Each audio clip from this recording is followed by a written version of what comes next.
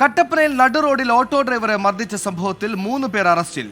പേഴുംകവല സ്വദേശി സുനിൽകുമാറിനെയാണ് അതിദാരുണമായി മർദ്ദിച്ചത്. ഇന്നലെ രാത്രിയായിരുന്നു സംഭവം.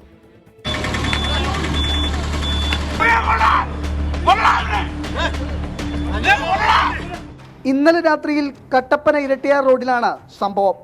ഭാര്യയ്ക്കും മകൾക്കുമൊപ്പം ഓട്ടോയിൽ വീട്ടിലേക്ക് വരുന്നതിനിടെ കട്ടപ്പന സ്വദേശികളായ സാബു, സുരേഷ്, ബാബു എന്നിവർ സുനിൽകുമാറിനെ വഴിയിൽ തടഞ്ഞു നിർത്തി റോഡിലേക്ക് തള്ളിയിട്ട ശേഷം വടി ഉപയോഗിച്ച് മർദ്ദിക്കുകയായിരുന്നു. പിന്നെ അവർ 5 പേരുണ്ട്.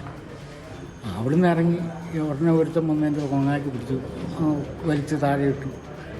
അന്നേരം മുതൽ അടിച്ച് ഞങ്ങൾ 2 പേരും കൂടെ വഴി കടന്നു വിടുന്നു. അപ്പുറം കഴിഞ്ഞപ്പോഴേക്കുമാർ വാക്കത്തി പോകും. ആ വടിവാളം ഏതാണ് ഉണ്ടായിരുന്നു.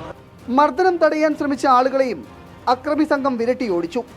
പ്രതികളായ 3 പേരെയും ഉച്ചയോടെ കട്ടപ്പന പോലീസ് അറസ്റ്റ് ചെയ്തു. കണ്ടാലറിയാവുന്ന 2 പേർക്കെതിരെയും കേസെടുത്തിട്ടുണ്ട്. സ്ഥലത്തർക്കമാണ് ആക്രമണത്തിന് കാരണം. സാരമായി പരിക്കേറ്റ സുനിൽകുമാറിനെ ഇടുക്കി മെഡിക്കൽ കോളേജ് ആശുപത്രിയിൽ പ്രവേശിപ്പിച്ചു. 24 ഇടുക്കി.